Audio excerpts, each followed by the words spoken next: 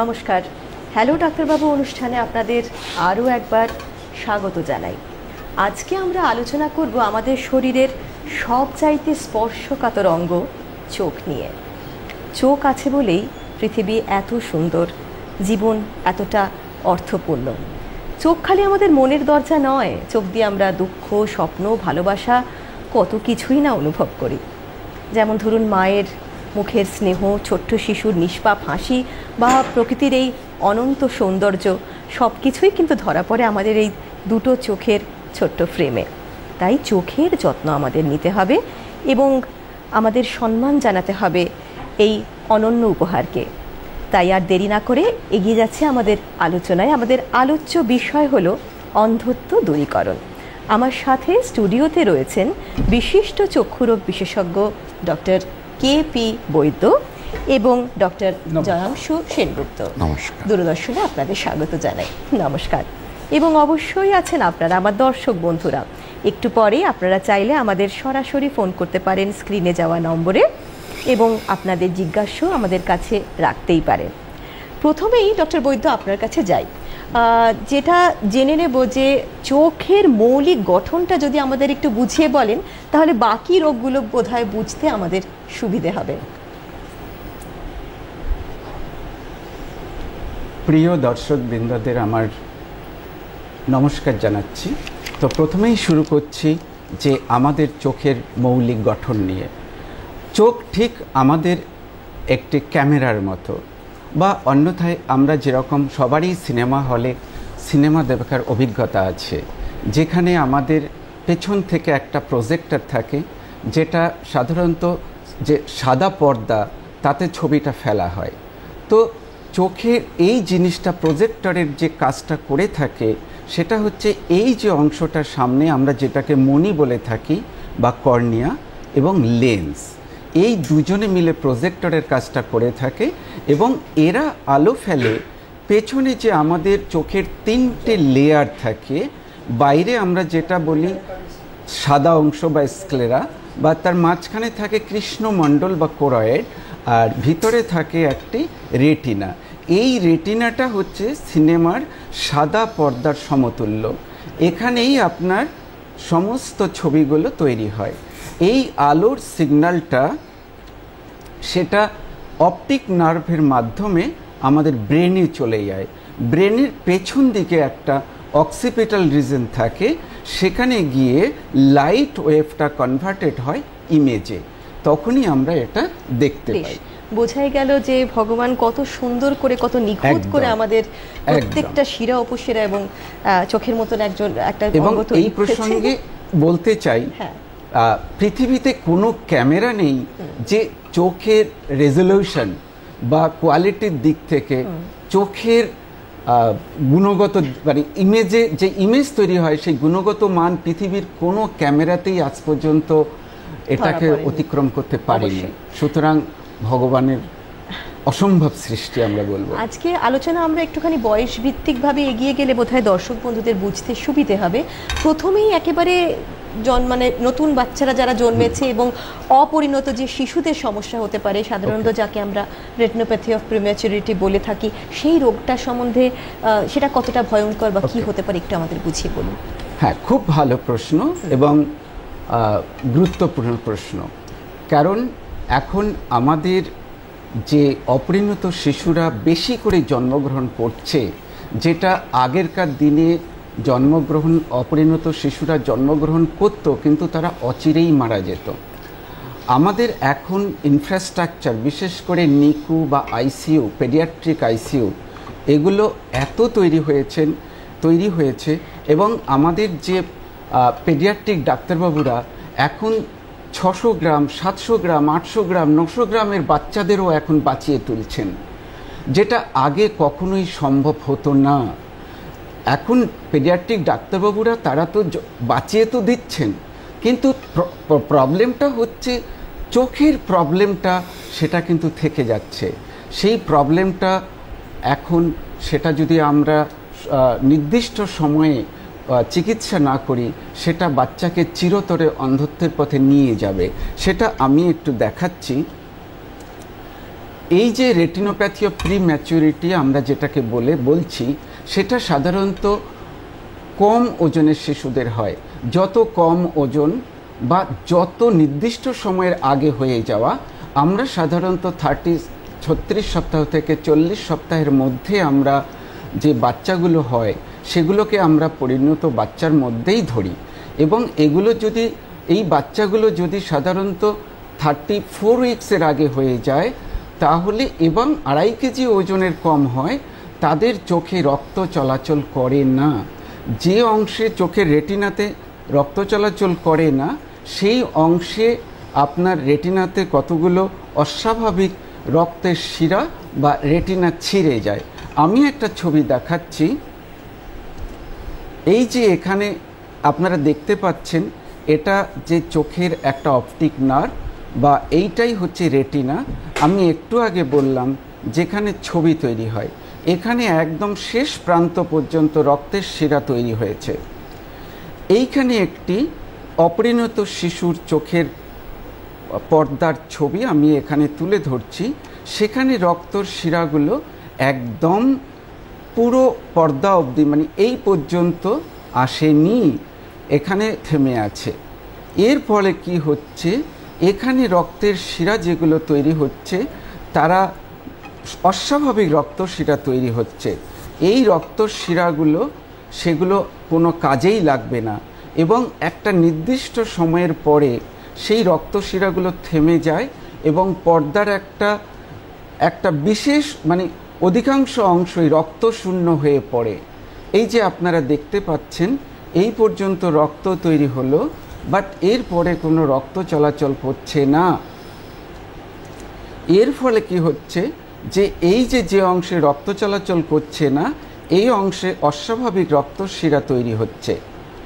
এই যে দেখতে পাচ্ছেন রক্তের শিরাগুলো মোটা হয়ে গেছে, যেটা একেবারেই কাম্য নয়, এবং সেই রক্ত শিরাগুলো পরবর্তীকালে ফেটে ফেটে পুরো পর্দাটাতে রক্তে ভরে গেছে এবং এই রক্ত ভরে গেলে এক সময় পর্দাটা ছিঁড়ে যাবে।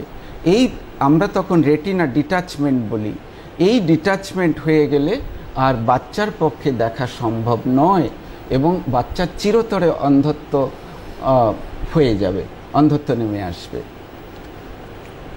কিন্তু এর চিকিৎসা পদ্ধতি কিছু আছে বা কতটা আশার ফল রয়েছে যে ভবিষ্যতে এরা ভালো ভালো দেখতে পারবে কিনা বা নর্মাল জীবনে ফিরে আসতে পারবে কিনা? খুব সুন্দর প্রশ্ন। এই যে আপনার যদি এই রেটিনোপ্যাথি অফ প্রি ম্যাচুরিটি যদি নির্দিষ্ট সময়ের মধ্যে যদি এটাকে ধরা যাবে, মানে এটা এই যে প্রত্যেকটা প্রিম্যাচিওর বেবি বা কম ওজন সম্পন্ন বেবিকে অবশ্যই চোখের ডাক্তারবাবুকে দিয়ে চোখ চেক করাতে হবে, তাদের রেটিনা পরীক্ষা করাতে হবে। সেটা দেরি করলে হবে না। জন্মানোর 2 থেকে 3 সপ্তাহের মধ্যেই চক্ষু পরীক্ষা করাটা অতি আবশ্যক। এটা আজকের আমি মনে করি যে এই মেসেজটা আমাদের সাধারণ মানুষের মধ্যে যাওয়া উচিত। অনেক অভিভাবকরা হয়তো বলে থাকেন যে ডাক্তারবাবু বলেছেন চক্ষু পরীক্ষা করিয়ে নেবেন, কিন্তু তারা বলছেন আমরা পরে যাব। সেটা কিন্তু গেলে হবে না। এটা 2-3 সপ্তাহের মধ্যেই আপনাকে পরীক্ষা করিয়ে নিতে হবে এবং ট্রিটমেন্টে সেটা ভালো ফল পাওয়া যাবে এবং বাচ্চার আপনার যেটা দৃষ্টিশক্তি জিইয়ে রাখা সম্ভব হবে এবং এর থেকে বেশি দেরি হলে সেটা আর সম্ভব হবে না। এবং এখানে আরেকটা কথা মনে রাখতে হবে যে আমি যদি ভাবি যে শুধু একবার দেখি আমি বাড়ি চলে গেলাম, সেটা কিন্তু করলে হবে না। আমাদেরকে ক্রমাগত পরীক্ষা করে যেতে হবে যে রেটিনাটা সেইভাবে ম্যাচিওর করছে কিনা এবং প্রয়োজন মতন যেভাবে তার যা চিকিৎসা, যে লেজার করতে হবে বা অপারেশন করতে হবে, সেগুলো যদি টাইমলি করা যায় তাহলে এই বাচ্চাগুলোকে আমরা একেবারেই স্বাভাবিক একটা দৃষ্টি এনে দিতে পারবো। একেবারে ছোট্ট চোখেও এটা সম্ভব। কোনো ছবির মাধ্যমে আপনি প্রসিডিউরটা যদি একটু আমাদের বুঝিয়ে বলেন যদি থাকে। হ্যাঁ, সাধারণত আমাদের যে চিকিৎসা সেটা যে অধিকাংশই রেটিনোপ্যাথি অফ প্রিম্যাচুরিটি যেগুলো খুব সামান্যই থাকে, নিজে থেকেই সেরে যায়। সাধারণত বাচ্চার যদি ওজন দ্রুত বাড়ে বা তাদেরকে যত্ন ভালোভাবে নেওয়া যায়, তাদের ওজন বাড়ার সঙ্গে সঙ্গেই চোখে যে রক্ত সঞ্চালন সেটা ফিরে আসে। আর যাদের রক্ত সঞ্চালন ফিরে আসে না তাদেরকে আমরা সাধারণত অ্যান্টিভেজেপ একটি ইনজেকশন আছে, সেটা খুব ম্যাজিকের মতো কাজ করে। এবং যেক্ষেত্রে আপনার ইনজেকশনও কাজ করে না সেক্ষেত্রে আমাদের লেজারের প্রয়োজন হয়। এবং আমি দেখাচ্ছি যে এক্ষেত্রে আমরা লেজার প্রয়োগ করছি বাচ্চাকে, এবং এটা অনেক অভিভাবকেরই ধারণা যে বোধহয় লেজার করলে বাচ্চার তার জীবনের পক্ষে ঝুঁকি হয়ে যাবে। সেটা মোটেই নয়। আমরা বাচ্চাকে অজ্ঞান করে আমরা কখনোই লেজার করি না। আমরা বাচ্চাকে ভালোভাবে খুব সযত্নে টাওয়েল দিয়ে জড়িয়ে আমরা লেজার করি, এবং সেটা কোনো ইনজেকশন দিয়েও নয়। আমরা সাধারণত ড্রপ দিয়ে চোখে অবশ করে আমরা লেজার করে থাকি। এই যে আমরা, হ্যাঁ আমি একটা ছবি দেখাচ্ছি একটু, 1 মিনিট। এই যে আমরা যেখানে রক্ত সঞ্চালন করছিল না এই অঞ্চলটা আমরা এখানে লেজার করে দিয়েছি। এই রেটিনার এই অংশ আর কখনোই ছিঁড়বে না, বা যে বাকি অংশটা আছে সেটা সারা জীবন পুরোপুরি কাজ করে যাবে।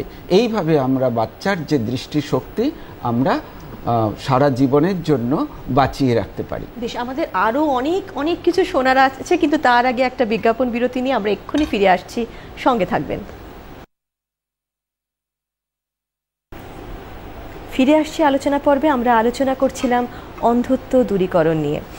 ডক্টর সেনগুপ্ত, আসছে আপনার কাছে। আমরা তো অপরিণত শিশুদের সম্বন্ধে শুনলাম, এবার একটু শোনা যাক পরিণত শিশু হলে বাবা মায়েরা কি কি ধরনের সাবধানতা নেবেন, কি করবেন কি করবেন না, কিভাবে চোখের যত্ন নেওয়া উচিত। পরিণত শিশুদের ক্ষেত্রে যেটা মনে রাখতে হবে যে দৃষ্টি জন্মাবার সঙ্গে সঙ্গে তাদের কিন্তু থাকে না। এই দৃষ্টিটা ধীরে ধীরে তৈরি হয়। মানে আমরা যদি সাধারণ ভাষায় বলি যে ব্রেনের সাথে চোখের কানেকশানটা তৈরি হবে এবং বাচ্চা আস্তে আস্তে দেখতে আরম্ভ করবে। এই পিরিয়ডটাকে আমরা ডাক্তারি ভাষায় বলি মাইলস্টোনস অফ ডেভেলপমেন্ট, যে তার প্রতিটি স্টেপ সে সঠিকভাবে এগোচ্ছে কিনা। যেমন ধরুন, সে মায়ের সাথে চোখের কন্ট্যাক্ট করছে কিনা, সে কোনো রঙিন বস্তুর দিকে হাত বাড়িয়ে ধরতে যাচ্ছে কিনা, এবার সে যখন হামাগুড়ি দিতে আরম্ভ করলো সে ধাক্কা খাচ্ছে কিনা, সে যখন চলতে আরম্ভ করলো সে জিনিসগুলোকে কোথায় কোনটা রয়েছে সেগুলো বুঝতে পারছে কিনা এবং সেগুলো কাটিয়ে যেতে পারছে কিনা। এই জিনিসগুলোর দিকে অভিভাবকদের ওপর নজর রাখতে হবে, এবং যদি তারা দেখে যে এর কোনো অন্যথা ঘটছে তাহলে সঙ্গে সঙ্গে তাকে চোখ পরীক্ষার জন্য হাসপাতালে নিয়ে যেতে হবে। আরও কয়েকটা জিনিস খেয়াল রাখতে হবে, যেমন ধরুন আপনারা চোখে কোনো মনির ওপরে কোনো সাদা দাগ দেখলেন, অস্বাভাবিক কোনো গ্রোথ দেখতে পেলেন, সেক্ষেত্রে মনে রাখতে হবে যে ডাক্তারের কাছে যাওয়াটা সঙ্গে সঙ্গে খুবই জরুরি। এবং কিছু প্র্যাকটিসেস আমরা করি, যেমন ধরুন কাজল লাগাই আমরা চোখের পথে, এবং মেজরিটি কাজল আমাদের কেমিক্যাল প্রোডাক্ট, সেগুলো কিন্তু বাচ্চাদের চোখে লাগানো উচিত না, এবং সেইগুলো থেকে যতদূর সম্ভব ওই অল্প বয়সে না ব্যবহার করাই ভালো হবে। বেশ, আচ্ছা, আর একটা জিনিস আমার একটু জানতে ইচ্ছে করছে ডক্টর সেনগুপ্ত, যে ছোট্ট বাচ্চাদের একেবারে নতুন মানে যারা জন্ম হয়েছে তাদেরও কি ক্যাটারাক্ট বা ছানি হতে পারে? এটা কি সম্ভব? এইটা একটা অদ্ভুত জিনিস যে আমরা সবাই চিরকাল ভেবে আসি সাধারণ মানুষ হিসেবে যে ছানি বার্ধক্যের সাথে জড়িত, কিন্তু ছানির কিন্তু কোনো বয়স নেই, এবং ছানি একটা নবজাতকের চোখে পাওয়া যেতে পারে, অল্প বয়সে সেটা ডেভেলপ করতে পারে, এবং যদি ছানি যদি থাকে তার চোখে, সেটা যদি সঠিক সময়ে অপারেশন না করা হয় তাহলে কিন্তু সেটা পার্মানেন্ট দৃষ্টিহীনতায় পরিণত করবে। কারণ ছানির জন্যে ব্রেনের সাথে এই যে আমরা বললাম যে চোখের কানেকশানটা তৈরি হবে, এই কানেকশানটাই তৈরি হতে পারবে না। আচ্ছা, বেশ, এরপরে ডক্টর বৈদ্য আসি আপনার কাছে। এবার বলুন তো, যে শিশুদের ছানি হলেই কি অপারেশন করতে? আমরা তো জানি বয়স্কদের ছানি হলে অপারেশন ছাড়া আর উপায় নেই, শিশুদেরও কি সেই অবস্থা? হ্যাঁ, খুব ভালো প্রশ্ন করেছেন। ছানিটা সেটা আমাদের, হ্যাঁ একটু এই প্রসঙ্গে বলি যে একটুখানি, যে আপনি বলছিলেন যে পরিণত শিশুদের কি চোখের পরীক্ষা কতটা জরুরি। অ্যাকচুয়ালি আমি যেটা বলেছিলাম পরিণত বাচ্চাদের যে অবশ্যই চক্ষু পরীক্ষা করা উচিত, আমি বলবো অভিভাবকদের যে শিশু যদি পরিণতও হয় তাহলেও একবার আপনি চক্ষু পরীক্ষকের কাছে নিয়ে যাবেন, সেটা অবশ্যই জরুরি। কারণ আপনার জন্মগত ছানি, জন্মগত চোখের প্রেশার বা চোখের সমস্যা যেটা থাকতে পারে, যেটা আমরা সাধারণত অভিভাবকরা বুঝতে পারবো না। সুতরাং পরিণত অপরিণত জন্মের সময় প্রত্যেককেই একবার শিশুরোগ বিশেষজ্ঞ, চক্ষুরোগ বিশেষজ্ঞ দিয়ে চক্ষু পরীক্ষা করাটা আবশ্যক। এইবার আপনার এই প্রসঙ্গে আসি যে ছানিটা এইবার আমাদের চক্ষু রোগ বিশেষজ্ঞরা যদি দেখি যে 2 থেকে 3 মিলিমিটারের ছোট হয়, তাহলে সাধারণত আমরা চোখ অপারেশনের দিকে আমরা কখনোই যাই না। যদি সেটা 3 মিলিমিটারের বেশি হয়, তখনই বুঝতে হবে যে সেটা আপনার বাচ্চার পক্ষে হানিকারক বা পরবর্তীকালে বাচ্চা দৃষ্টি হারাতে পারে। সুতরাং সেটা আমাদের চক্ষু পরীক্ষক সেটা নির্ধারণ করবেন যে কতটা ছানির সাইজ এবং ছানির ঘনত্ব কতটা। এটাই আমরা অনেক সময় বুঝে উঠতে পারি না যে ধরুন আমরা জানি যে একদম শিশুদের যেমন একটা ভ্যাকসিনেশন প্ল্যান আছে, সেরকমভাবেই বাচ্চাদের যদি ঠিক সময়ে চোখের ডাক্তারের কাছে নিয়ে যাওয়া হয় তাহলে কতটা উপকার হয়। সেই প্রসঙ্গে আসবো ডক্টর সেনগুপ্ত আপনার কাছে, যে স্কুল গোয়িং বাচ্চা বা যারা ধরুন স্কুলের আগে এই 2-3 বছর বয়স একটু পড়তে লিখতে শিখেছে, তাদেরও কি চোখের চেক আপ করানো দরকার বা কেন দরকার? না করালে কি ক্ষতি হতে পারে? এটা আজকের দিনে দাঁড়ালে এটা সবথেকে জরুরি প্রশ্ন বা চিন্তাধারা, যে একটা মনে রাখতে হবে এটা বাচ্চা, সে কিন্তু জানে না যে বাকি লোকেরা কীরকমভাবে দেখছে। সে ভাববে যে সে যেটা দেখছে অন্যরাও ঠিক সেইভাবেই সেই জিনিসটা দেখতে পাচ্ছে। তো যতক্ষণ না তাদের পরীক্ষা হচ্ছে ততক্ষণ পর্যন্ত আমাদের পক্ষে জানা সম্ভব নয় যে তাদের চোখে দৃষ্টি কম রয়েছে। এবার এই যে 2 বছর বয়সটা আমরা এত জোর দিই, যে 2 বছর বয়সে সে একটা অবজেক্ট আইডেন্টিফাই করতে শেখে, তার দৃষ্টি পরীক্ষা করাটা ইজি হয়ে যায়।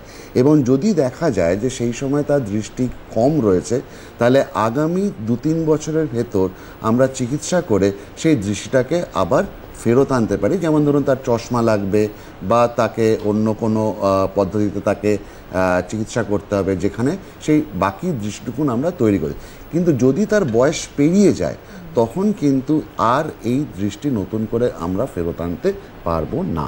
বেশ, আমরা আমাদের আলোচনায় আরও এগোবো, তার আগে দর্শক বন্ধু সঙ্গে রয়েছেন, একটু কথা বলে নিই। হ্যালো, নমস্কার, কে বলছেন? হ্যালো, নমস্কার, বলুন।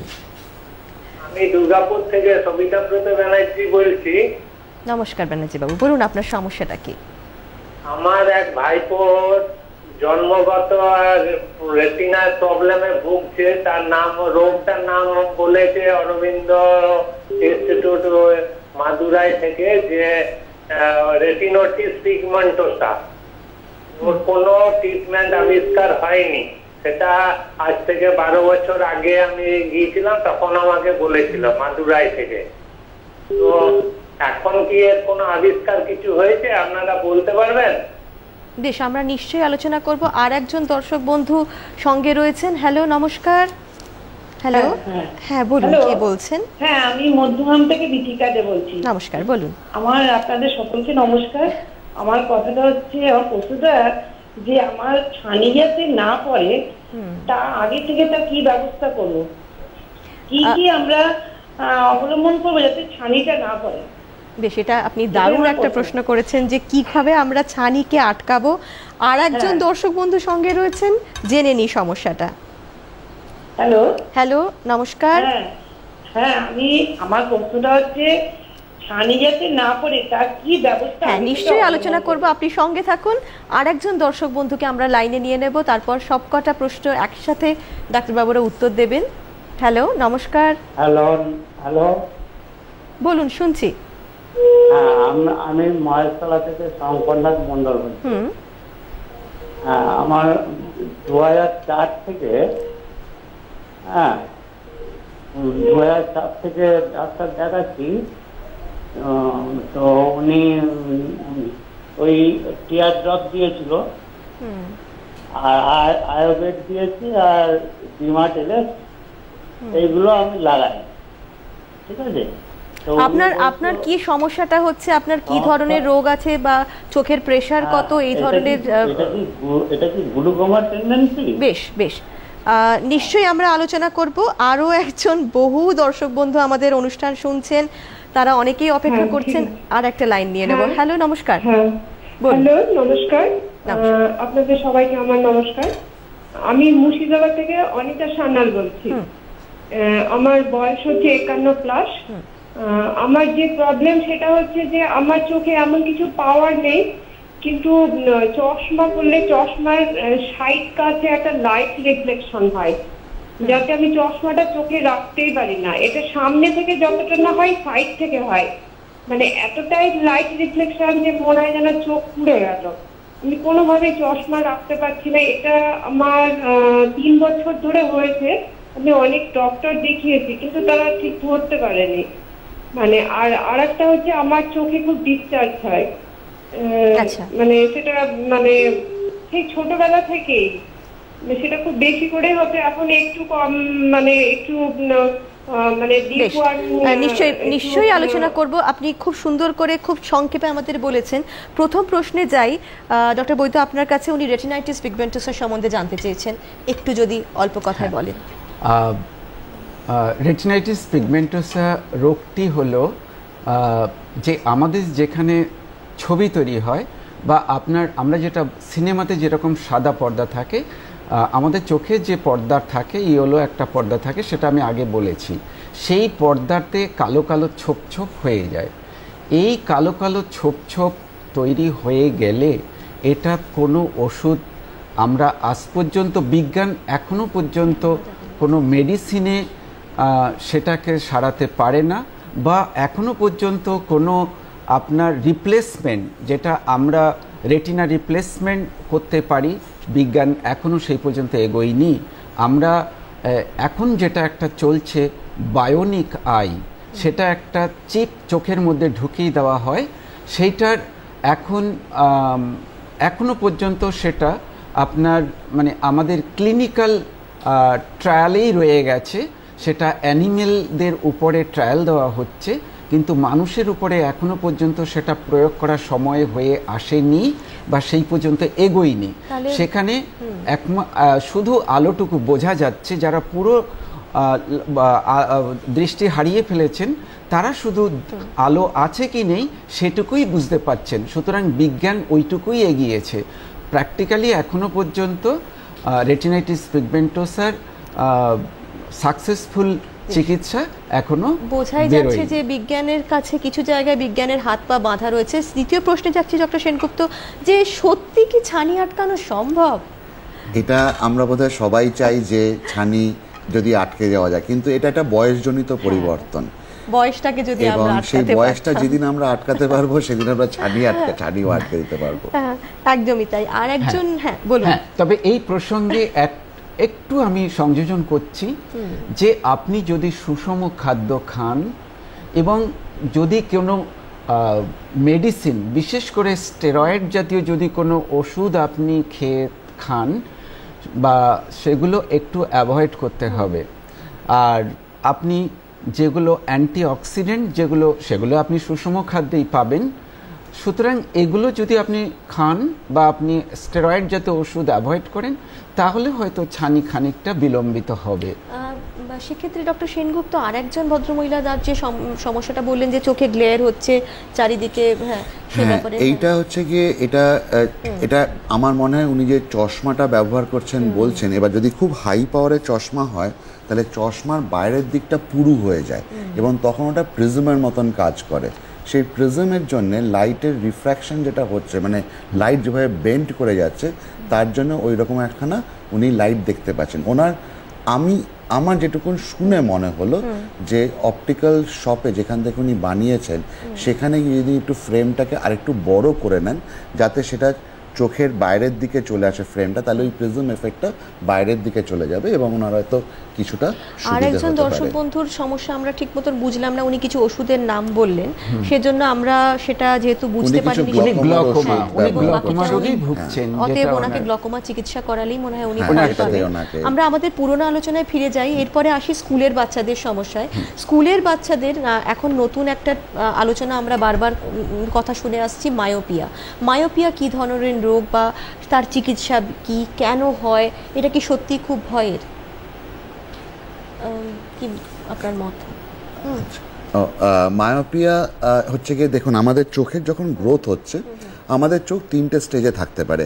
একটা হচ্ছে যেখানে আমাদের নর্মাল লেন্থ রয়েছে, যেখানে চোখ একদম পর্দার ওপরে আলো পড়ছে, সেটা আমরা এবং যখন আমাদের চোখটা বেশি বড় হয়ে যাচ্ছে, পর্দার ওপরে আলো না পড়ে সামনে পড়ে যাচ্ছে। মায়োপিয়া নিয়ে অ্যাজ সাচ আমরা ভয় এই মুহূর্তে পাবো না, কারণ এটা একটা চোখের রিফ্র্যাক্টিভের চশমা পরলে আমি ঠিক থাকবো। যদি সঠিক বয়সে আমি চশমা পরতে পারি তাহলে আমার দৃষ্টি স্বাভাবিকভাবে তৈরি হবে।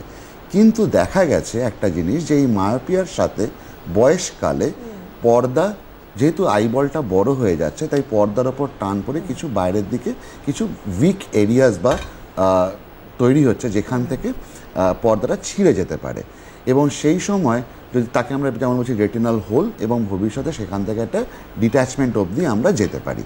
এই ডিট্যাচমেন্টের আগের স্টেজে, মানে যদি আমরা হোল স্টেজে ধরতে পারি তাহলে লেজার দিয়ে আমরা আটকাতে পারি। ডিট্যাচমেন্ট হয়ে গেলে আমাদেরকে বড় সার্জারি করতে হবে। তাহলে দাঁড়ালো যেটা, যে মায়োপিক পেশেন্টরা যদি নিয়মিত তাদের চক্ষু পরীক্ষা করায় অন্তত বছরে একবার করে, এবং তারা যদি এই সিমটমস যেগুলো আছে, যে আমি ফ্ল্যাশ অফ লাইট দেখছি বা বিদ্যুৎ চমকের মতন দেখছি বা কালো কালো ফ্লোটার দেখতে পাচ্ছি চোখের সামনে ভেসে বেড়াচ্ছে, এবং যদি সেই সময় আমি ডাক্তারের কাছে আসতে পারি, তাহলে আমরা লেজারের সাহায্যে সেই হোলগুলোকে বন্ধ করতে পারি। এটা হলো সাধারণ মায়োপিয়া। কিন্তু আরেকটা ধরনের মায়োপিয়া নিয়ে, যেটা নিয়ে আমরা সবাই চিন্তিত থাকি, সেটা হচ্ছে যেটা জেনেটিক মায়োপিয়া, যেখানে আমরা যাকে বলি প্যাথোলজিক্যাল মায়োপিয়া। সেই মায়োপিয়ার পাওয়ারটা, আমরা যেমন বলি যে একটা ছেলের 19-20 বছর বয়সের মধ্যে পাওয়ারটা স্টেবল হয়ে যাবে, কিন্তু সেক্ষেত্রে দেখা যাচ্ছে তার সারা জীবন ধরে পাওয়ারটা বাড়ছে। এবং সেক্ষেত্রে কিছু ম্যাকুলার, মানে আমাদের যেটা লাইট যেখানে পড়ছে সেই জায়গায় কিছু ডিজেনারেশন তৈরি হয়, যার জন্য আমাদের দৃষ্টি পুরোপুরি চলে যেতে পারে ভবিষ্যতে। তাহলে এটা বোঝা গেল যে মায়োপিয়ার চিকিৎসা খালি পাওয়ার চেক আপ সবসময় নয়, রেটিনার চেক আপটাও করা অত্যন্ত জরুরি প্রত্যেকবার। দর্শক বন্ধু সঙ্গে রয়েছেন, একটু ফোন নিয়ে নিচ্ছি। হ্যালো, নমস্কার, কে বলছেন, কোথা থেকে বলছেন? হ্যাঁ নমস্কার। নমস্কার। হ্যাঁ, বলছি যে আমার নাম সুনীল কুমার দাস, আমার 62 বছর বয়স। তা আমার চোখের রেটিনোপ্যাথির চিকিৎসা চলছে। তার ব্যাপার হচ্ছে আমার অপারেশন হয়েছে, লেজার হয়েছে, আবার ইনজেকশনও হয়েছে, কিন্তু দুটো চোখেই হয়েছে। বাঁ দিকের চোখটা জল বেরোনোর মতো হয়েছে, টিয়ার ড্রপ দিয়েছিল, তারপরে পাল্টে নেভান্যাক আই ড্রপ দিয়েছে আর গ্লুকোমল দিয়েছে। হ্যাঁ, দিয়ে এবার 2 মাস বাদে বলেছি, কিন্তু চোখটা জলের মতো আসছে। হ্যাঁ, খুব অসুবিধা, ভেতরে ভিসকোসিটি আছে, এরকম ব্যাপার। খুব সুন্দর করে আপনি বললেন। আর একজন দর্শক বন্ধু সঙ্গে রয়েছেন। হ্যালো, নমস্কার, কে বলছেন? হ্যাঁ, হ্যালো। হ্যাঁ, বলুন, শুনছি। বলছি ডাক্তার বলেছে, একটা আমার প্রশ্ন আছে। বলছি যদি বাড়িতে কোনো কারণে যদি কিছু চোখে পোকামাকড় বা অন্য কিছু পেটের দুধ আরে যদি পড়ে যায়, তো সেক্ষেত্রে কোনো কি টপার মানে কোনো কিছু আছে, মানে এরকম নাম? নিশ্চয়ই আলোচনা করব। আরো একজন দর্শক বন্ধু সঙ্গে রয়েছেন। হ্যালো, নমস্কার। হ্যাঁ, আমার নাম হচ্ছে কৌশিক ব্যানার্জি, নিউ টাউন থেকে বলছি। বেশ, বলুন। আমার চোখে ভ্যাবিসমু ইনজেকশন দিচ্ছেন, বলছেন রেটিনায় জল জমেছে, তাই ইনজেকশনটা নিলে কি এটা সারে? বেশ, শুনতে থাকুন। প্রথম আমি দুটো ইনজেকশন নিয়ে নিয়েছি অলরেডি, কিন্তু আমার ডিসটর্টেড ভিশন রয়েই গেছে। আমাদের ভালো লাগছে আমাদের দর্শক বন্ধুরা কতটা সচেতন। দুজন রেটিনার যে পেশেন্ট রয়েছেন তাদের সম্বন্ধে একটু যদি বলেন ডক্টর বৈদ্য। হ্যাঁ, আমাদের যে লাস্ট যে দর্শক বন্ধু প্রশ্ন করলেন যে চোখে জল জমেছে, আপনার জল জমার কারণ কিন্তু অনেক কিছু হতে পারে। যেমন হচ্ছে আপনি ডায়াবেটিসে ভুগছেন কিনা, diabetic retinopathy with macular oedema বা জল জমা, সেটা একটা হতে পারে। দ্বিতীয়ত হতে পারে আপনার চোখে যদি স্ট্রোক হয়, চোখের শিরা ছিঁড়ে যায়, সেটাকে আমরা বিআরভিও বা সিআরভিও বলে থাকি, সেখান থেকেও চোখে জল জমে। অথবা আপনি যদি ক্যাটারাক্ট সার্জারি করে থাকেন, ক্যাটারাক্ট সার্জারির পরবর্তীকালেও চোখে জল জমে। এ বাদেও আপনার চোখের ভিতরে বিভিন্ন রকমের আমাদের প্রদাহ বা আমরা যেটাকে ইংরেজিতে ইনফ্লামেশন বলি, ভ্যাসকুলাইটিস বলি, সেই রোগগুলো হয়ে থাকে। সেই রোগের কারণেও চোখে জল জমে। তো আমি বুঝতে পারছি না যে আপনি কোন রোগে ভুগছেন। তবে যদি আপনি ডায়াবেটিসে ভোগেন, ডায়াবেটিক রেটিনোপ্যাথিতে যদি আপনার সুগার কন্ট্রোল থাকে, কোলেস্টেরল কন্ট্রোল থাকে, আপনার যদি অ্যানিমিয়া কন্ট্রোল থাকে, ব্লাড প্রেশার কন্ট্রোল থাকে, ইনজেকশানে আপনি একটা নয়, সাধারণত এক্ষেত্রে একাধিক ইনজেকশনের প্রয়োজন হয়, আপনি ভালো থাকবেন। আর যদি সরকার থেকে এই ধরনের কোনো আমাদের প্রকল্প যদি থাকে, হ্যাঁ, এটা একটা ভালো মেসেজ আপনি এটাকে আমাকে মনে করিয়ে দিলেন যে এই আমাদের সরকার সাধারণত এই যে দামি ইনজেকশনগুলো হাসপাতাল থেকে বিনামূল্যে এগুলোকে দেওয়া হয়। আর যেটা আমি বলছিলাম, আর যদি ক্যাটারাক্ট সার্জারির পরে যদি আপনার চোখে জল জমে, সেটা পুরোপুরিই চিকিৎসায় সেরে যাবে। সরকারি যে কোনো ধরনের সেটা হয়ে যাবে, পরিষেবা পাওয়া যাচ্ছে। আরও একজন দর্শক বন্ধু সঙ্গে রয়েছেন, একটার পর একটা ফোন আমরা পাচ্ছি। হ্যালো, নমস্কার, কে বলছেন? হ্যালো, হ্যাঁ, আমি সোনারপুর থেকে নিতাই ভট্টাচার্যের কথা বলছি। বলুন বলুন। নমস্কার, শুভ সন্ধ্যা সঞ্চালিকা ম্যাডাম, এবং নমস্কার শুভ সন্ধ্যা জানাই মাননীয় ডক্টর স্যার, আপনাদের নমস্কার শুভ সন্ধ্যা জানাই। আমার প্রশ্ন যে অন্ধত্ব রিপোর্ট বলছে, অন্তত ধরুন অনেকে রাত জেগে পড়তে পড়তে, আমি একজনকে জানি উনি জন্মান্ধ না, তার কাছে শুনেছি একজন অ্যাডভোকেট, রাত থেকে জিজ্ঞেস করতে করতে নাকি বেশি রাত জেগে পড়লে কি অন্ধ হওয়ার সম্ভাবনা থাকে, অল্প আলোয় পড়লে কি চোখের মানে দৃষ্টিশক্তি অনেকটা ক্ষীণ হয়। খুব প্রাসঙ্গিক একটা প্রশ্ন। অবশ্যই অবশ্যই আলোচনা করব। আর একজন দর্শক বন্ধু রয়েছেন। হ্যালো, নমস্কার, কে বলছেন? হ্যালো, হ্যাঁ বলুন, কে বলছেন, কোথা থেকে বলছেন? আমি গৌতম বসুর কথা বলছি, পাইকপাড়া থেকে। বলুন। আমার তো এমনি রোগ সব হয়েছে, ডায়াবেটিস যা যা থাকা সবই আছে। আমি জানতে চাইছি যে আমার একটা চোখ ক্যাটারাক্ট অপারেশন করেছি 7-8 বছর আগে, আর একটা চোখে কিছু করা হয়নি, একটু অসুবিধা হয়। এর জন্য কি কোনো মানে হবে, মানে ক্যাটারাক্ট আর একটা চোখ যদি পরে করাই, এতে কোনো অসুবিধা হবে? আমি একটা চোখ পরে ওই চোখটা ঠিক হয়ে গেছে, লাগে না যে মাইনাস পাওয়া ছিল। আরও একজন দর্শক বন্ধু রয়েছেন, তারপর একে একে আমরা প্রত্যেকটা প্রশ্ন আলোচনা করব। হ্যালো, নমস্কার, কে বলছেন? হ্যালো হ্যালো, হ্যাঁ বলুন, শুনছি। হ্যাঁ বলছি, আমার যদি ছানি করে, ছানিটা কি কাটানো খুব মানে আবশ্যক? ছানি কাটাতেই হয়, না কাটালে কি কোনো ক্ষতি হয়? খুব খুব সুন্দর একটা প্রশ্ন করেছেন। এটা আপনার মতন হাজার হাজার মানুষের প্রশ্ন। ডক্টর সেনগুপ্ত, শুরু করছে আপনাকে দিয়ে, শেষ প্রশ্ন দিয়ে শুরু করি যে ছানি কাটানো কি আবশ্যক? দেখুন, ছানি যখন আমার চোখে পড়ছে, সে আমার কি করতে পারে? সে 1 নম্বর আমার দৃষ্টিটাকে কমাতে পারে, এবং দৃষ্টির আমরা দুটো ভাগ বলবো, একটা বলবো কোয়ালিটি আর একটা বলবো কোয়ান্টিটি, মানে কতটা দেখতে পাচ্ছি আর যেটা দেখছি সেটা কতটা ভালো দেখতে পাচ্ছি। আমরা দুটো উদাহরণ নিয়ে আসবো। ধরুন আমার বয়স আজকে 70 বছর, আমি বাড়ির ভেতর থাকি, আমার চোখে ছানি পড়ছে, আমি সারাদিনে টিভি দেখি, রান্না করি, খবরের কাগজ পড়ি, এবং আমার সেই কাজ করতে কোনো অসুবিধা হচ্ছে না। তাহলে কিন্তু আমি সেই ছানিটাকে যদি নিয়মিত ডাক্তারের সাথে চেক আপে থাকতে পারি, তাহলে আমি আরও কিছুদিন সেই অবস্থায় চলতে পারবো। কিন্তু অন্যদিকে ভেবে দেখুন, আমি একজন বাস ড্রাইভার, আমার চোখে ছানি পড়েছে, আমি স্কুল বাস চালাই, আমার পেছনে 50টা বাচ্চা বসে থাকে।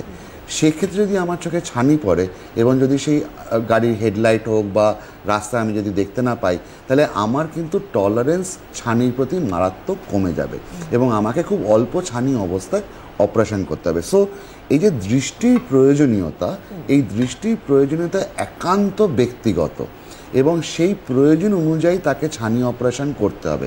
তবে হ্যাঁ, এটাও মনে রাখতে হবে যে আমি যেন অহেতুক ছানিকে ভয় পেয়ে এমন অবস্থায় নিয়ে না যাই যেখানে ছানি পেকে গেল, ছানি শক্ত হয়ে গেল, ছানি ফেটে গেল। সেই জিনিসগুলো যদি আমরা অ্যাভয়েড করতে পারি, তাহলে কিছুটা পর্যন্ত ছানি আমি টলারেট করতে পারবো। আরেকজন দর্শক বন্ধু, হ্যাঁ এই প্রসঙ্গে আমি বলি যে ছানিটা যদি ফেটে যায়, সেটা কিন্তু চোখে অসম্ভব আপনার ব্যথা তৈরি করবে, এবং সেই তখন ছানি অপারেশন করার পরেও কিন্তু আপনি দৃষ্টিশক্তি নাও পেতে পারেন, এইটা আপনাদের মনে রাখতে হবে। সুতরাং ছানিটা নির্দিষ্ট সময়ে অপারেশন করিয়ে নেওয়াটাই উচিত। তাহলে বোঝা গেল যে ছানি অপারেশন ছাড়া আর কোনো উপায়ে সারানো সম্ভব নয়। আর একজন দর্শক বন্ধুর যে একটা ফোন এসেছিল সেটা নিয়ে আমরা আলোচনা করব, কিন্তু একটু বিজ্ঞাপন বিরতির জন্য ফিরে আসছি আমরা, সঙ্গে থাকবেন, কোথাও যাবেন না। আমাদের আলোচনা পর্বে আমরা অন্ধত্ব দূরীকরণ নিয়ে আলোচনা করছিলাম। মায়োপিয়া নিয়ে কোনো টেক হোম ছোট্ট করে কিছু বলার আছে বৈদ্য আপনার? হ্যাঁ, প্রতিটা বাচ্চাকে স্কুলে ভর্তি করার সময় আমি অভিভাবকদের বলবো তারা অবশ্যই ডাক্তারবাবুকে দিয়ে চক্ষু পরীক্ষা করিয়ে নেবেন। এবং বড়দের মতো নয় যে বড়দের যেখানে 1-1.5 বছর অন্তর অন্তর চশমার পাওয়ার টেস্ট হয়, সেখানে বাচ্চাদের কিন্তু প্রতি 6 মাস অন্তর অন্তর আপনাকে চোখের ডাক্তারবাবুর কাছে নিয়ে যেতে হবে। এবং বাচ্চাদের যেটা আপনার মায়োপিয়ার দ্রুত বাড়ার কারণ হচ্ছে যে স্ক্রিনিং টাইম, যেটা আপনি টিভি, মোবাইল এগুলো আপনি বাচ্চাদের কম দেখতে এনকারেজ করবেন। এবং সেটা আরেকটা গুরুত্বপূর্ণ, সেটা হচ্ছে বাচ্চাদের আউটডোর গেম খেলতে উৎসাহ দেবেন, রোদ্রে অন্তত আধ ঘন্টা রাখবেন। এখন সারা বিশ্বজুড়ে একটাই আলোচনা, ভিটামিন ডি ডেফিসিয়েন্সি, এবং এই ভিটামিন ডি ডেফিসিয়েন্সিতে কিন্তু চোখের যে মায়োপিয়া বা মাইনাস পাওয়ার বেড়ে যায়। সুতরাং আমি অভিভাবকদের বলবো আপনারা অন্তত আধা ঘন্টা খোলা আকাশের নিচে রোদ্রে বাচ্চাকে খেলাধুলা করান। এর মাঝখানে কিন্তু ডক্টর সেনগুপ্ত আমাদের গ্রামের বন্ধুদের ভুললে চলবে না, কারণ যারা কৃষিকাজে রয়েছে, নির্মাণ কাজে রয়েছে, তাদের অনেক সময় চোখের কর্নিয়ায় নানান ধরনের ইনফেকশন হতে পারে। একজন দর্শক বন্ধু বললেন যে চোখে যদি পোকা পড়ে বা নানান কিছু যদি চোখে পড়ে, ধতুরা ফুলের রস পড়ে, নানান কিছু, সেক্ষেত্রে কর্নিয়ায় কি ক্ষতি হতে পারে, কিভাবে আমরা সাবধানতা নেব? দেখুন, আমরা কর্নিয়া আমাদের কাছে একদম স্বচ্ছ একটা স্ট্রাকচার, তার মধ্যে যদি কোনো ঘা তৈরি হয় তাহলে সেই কর্নিয়াটা অস্বচ্ছ হয়ে যাবে, পচে গলে গিয়ে সেখানে আমাদের মণি আবার প্রতিস্থাপনের দরকার পড়তে পারে। তো অতদূর আমরা কেন যাব? যদি আমরা সাধারণ কিছু যদি ব্যবস্থা নিতে পারি, যেমন ধরুন সবথেকে কমন যে আমরা ধান ঝাড়ছি, ধানের যে খোসাটা আমার চোখে পড়ছে সেই থেকে ছত্রাক জাতীয় জীবাণুতে সংক্রমণ হচ্ছে। তাহলে ধান ঝাড়ার সময় যদি আমি একটা প্রোটেক্টিভ চশমা পরতে পারি তাহলে আমি কিন্তু এই বিপদ থেকে বেঁচে যাব। আমি মাঠে চাষ করছি, আমি ধান বুনছি, সেই সময় আমার চোখে কিছু একটা পড়লো বা পাতার একটা আঘাত লাগলো, সেখান থেকেও কিন্তু আমাদের ছত্রাক জাতীয় জীবাণু সংক্রমণ হতে। এবং মনে রাখতে হবে, যেহেতু আমাদের দেশের 60% লোক কৃষি কাজের সাথে যুক্ত, তাহলে তারা কিন্তু প্রতি মুহূর্তে এই রিস্কের প্রতি তারা এক্সপোজ, তাদের প্রতি মুহূর্তে আঘাত লাগছে, তাদের প্রতি মুহূর্তে ছত্রাক জাতীয় জীবাণু বা অন্যান্য জীবাণু সংক্রমণের রিস্ক তারা রয়েছে। এবং যদি এরকম কোনো ঘটনা ঘটে, প্রথম মনে রাখতে হবে কোনো রকমের জল চোখে না লাগান, পরিষ্কার পরিশুদ্ধ জল দিয়ে চোখ ধোয়া যেতে পারে। ওষুধের দোকান থেকে ডাক্তার না দেখে ওষুধ কেনাটা বাঞ্ছনীয় নয়, কারণ এক্ষেত্রে জীবাণুটা যদি না শনাক্তকরণ হয় তাহলে সেই চোখ কিন্তু আমাদের পক্ষে বাঁচানো সম্ভব হয় না, এবং সেক্ষেত্রে অনেক বড় বড় অপারেশন করে সেই চোখগুলোকে বাঁচিয়ে রাখতে হবে। তো এই দুটো জিনিস যদি মাথায় রাখা যেতে পারে, যে ধান ঝাড়ার সময় আমি চশমা পরব, এবং যদি চোখে কোনো মানে এই ধরনের পাতা বা কিছু লেগে যদি আমাদের আঘাত ঘটে, সেক্ষেত্রে অপরিষ্কার জল দিয়ে চোখ ধোবো না। আর 3 নম্বর, দোকান থেকে কিনে এনে নিজের ইচ্ছে মতন ওষুধ ব্যবহার করব না। খুব সিম্পলভাবে, সহজভাবে আপনি আমাদের বুঝিয়ে দিলেন কি করব কি করব না। কিন্তু আরও একটু জানতে চাই যে ঠিক এই মুহূর্তে আমাদের ভারতবর্ষ কিন্তু ডায়াবেটিকের রাজধানী হয়ে দাঁড়িয়েছে। একজন দর্শক বন্ধু ফোন করে বললেন যে একটা চোখে ওনার ছানি আছে, অন্য চোখে ডায়াবেটিস, শরীরে ডায়াবেটিস রয়েছে, সেহেতু অন্য চোখে ওনার ছানি হতে পারে কিনা, অন্য কোনো ক্ষতি হতে পারে কিনা। কিন্তু তার আগে একজন দর্শক বন্ধু সঙ্গে রয়েছেন, একটু ওনার সাথে কথা বলে ডায়াবেটিসের আলোচনায় আমরা যাব। হ্যালো, নমস্কার, কে বলছেন? হ্যাঁ ডাক্তারবাবু, আমি হাওড়া দুর্গাবাড়ি থেকে সাজেদ্দিন মন্ডল বলছি। বলুন। তো আমার লাইটের আলোয় চোখ ধোঁয়া হয়ে যায়, রাস্তায় যে বাইক কিংবা 4 চাকায় লাইটের আলোয় আমার চোখটা পুরো ধোঁয়া হয়ে যায়, মানে কিছুক্ষণ আমি ঝাপসা ঝাপসা দেখি। এটা কোনো সমস্যা হয় চোখে? নিশ্চয়ই শুনবো। আরো একজন দর্শক বন্ধু রয়েছেন। হ্যালো। হ্যাঁ নমস্কার। শুনছি, বলুন। নমস্কার। হ্যাঁ, আমি দক্ষিণ 24 পরগনা ফলতার নবাসন গ্রাম থেকে অসিত মন্ডল বলছি। আমার স্ত্রীকে নিয়ে একটু সমস্যা হচ্ছে, মানে ওর বয়স 51 বছর, সুগার, ব্লাড সুগার নেই কিন্তু ব্লাড প্রেশারের ওষুধ খায়, হচ্ছে ব্লাড সুগার মানে ব্লাড প্রেশার কন্ট্রোলেই আছে। তো সম্প্রতি 5-6 মাস হলেও যেটা প্রবলেম ও বলছে, দূরের লেখা একটু ডবল ভিশন হচ্ছে, কাছের লেখা পরিষ্কার করতে পারছে, এবং এলইডি বাল্বের দিকে তাকালে একটা রেনবো মতো আছে, কিন্তু এলইডি যে লম্বা টিউবের দিকে তাকালে কিন্তু সেটা হচ্ছে। এই রকম প্রবলেমটা আছে, এটা কি সমাধান? নিশ্চয়ই আলোচনা করব ডক্টর বৈদ্য। ওই ডায়াবেটিস, হাইপারটেনশন এ নিয়ে একটা কি দর্শক বন্ধুদের বার্তা দেবেন আপনি, খুব ছোট্ট করে পরিপূর্ণভাবে যদি বলেন। হ্যাঁ, ডায়াবেটিস এখন আমাদের বলতে পারেন যে এখন মহামারী ভারতবর্ষে। আমাদের ভারতবর্ষে যে এখন প্রায় 11.5%, মানে প্রতি 100 জনের মধ্যে 11 জনই হচ্ছে ডায়াবেটিসে ভুগছেন। আমাদের কেন আমাদের এই ডায়াবেটিসটা বেশি হচ্ছে, তার কারণটা হচ্ছে আমাদের যে খাদ্যাভ্যাস। আমরা সাধারণত কার্বোহাইড্রেট জাতীয় খাবার খেতে ভালোবাসি। আমাদের অলস জীবনধারা, উচ্চ ক্যালোরিযুক্ত খাদ্য, তার মানে এখন রেস্টুরেন্ট বা আপনার যেগুলো আমরা বাড়িতে এখন ভাজা এগুলো বেশি খাচ্ছি, বা আপনার ধূমপান করা, শরীরচর্চা না করা, এবং যেগুলো হচ্ছে দীর্ঘদিন ধরে আপনি কোলেস্টেরলে ভুগছেন। সাধারণত এই ডায়াবেটিস থাকলে আমাদের এই যে রক্তের শিরাগুলোকে দুর্বল করে দেয় এবং ধমনীগুলো থেকে রক্ত বেরোয়। এই রক্ত আপনার চোখের পর্দাকে, আপনি দেখতে পাচ্ছেন ছবিতে যে সারা পর্দাটাকে চোখে রক্তে ভরে দিয়েছে। তখন আপনি আর ছবি তৈরি হতে পারবে না, এখানে আরও রক্তের ভয়াবহতা, এবং শেষে পর্দাটা ছিঁড়ে দেবে। এই যে সাদা হয়ে যাওয়া আপনার চোখের পর্দাটা পুরোটাই ছিঁড়ে দেয়। এবং শুধু এই নয়, চোখে সুগারে সাধারণত চোখে স্ট্রোক হয়, আমরা জানি ব্রেন স্ট্রোক, চোখেও রেটিনাতে স্ট্রোক হয়, আপনারা ছবিগুলো দেখতে পাচ্ছেন। এবং এ বাদেও চোখে যে আঞ্জুনি বা কর্নিয়াল আলসার, এগুলো সুগারের রোগীদের বেশি হয়। এবং দেখতে পাচ্ছেন যে এখানে ছবিতে চোখে রক্ত হওয়া বা চোখে ইনফেকশন হওয়া। সুতরাং ডায়াবেটিসে এই ধরনের সংক্রমণগুলো খুবই আমরা মোটামুটি সব দর্শক বন্ধুদের প্রশ্নের উত্তরই দিয়েছি। যে বন্ধু বললেন যে হাইপারটেনশন, ডায়াবেটিস নিয়ে যে আলোচনাগুলো, সেই উত্তরগুলো আমরা দিয়েই দিয়েছি। লাস্টে আরেকজন দর্শক বন্ধু যিনি বললেন যে 51 বছর বয়স, হাইপারটেনসিভ ডিজিজ রয়েছে, চোখে রামধনুর মতন দেখছে, সে ব্যাপারে যদি কিছু বলেন আপনি। রামধনুর মতন দেখা ইউজুয়ালি দুটো কারণে আমরা বলি। একটাতে যদি খুব আর্লি স্টেজে ছানি পড়ে, অথবা যদি কোনো একটা বিশেষ ধরনের অসুখ চোখের, যেটা গ্লকোমা, যেখানে চোখের অ্যাঙ্গেলটা সরু হয়ে যায়, সেখানেও এই ধরনের রামধনু দেখা যায়। সো রামধনু দেখতে পাওয়া গেলে একবার ডাক্তারবাবুর সাথে যোগাযোগ করাটা নিতান্ত উচিত। বেশ, আর কোনো টেক হোম মেসেজ ডক্টর বৈদ্য আপনার?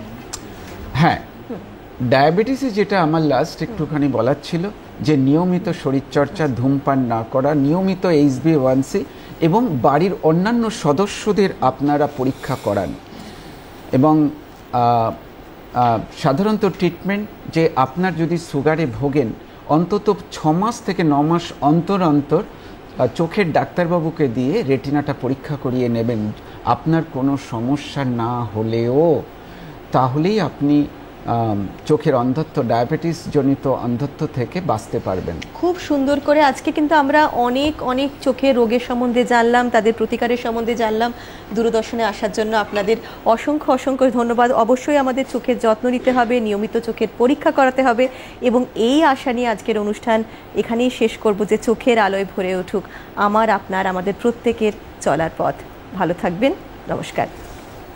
নমস্কার।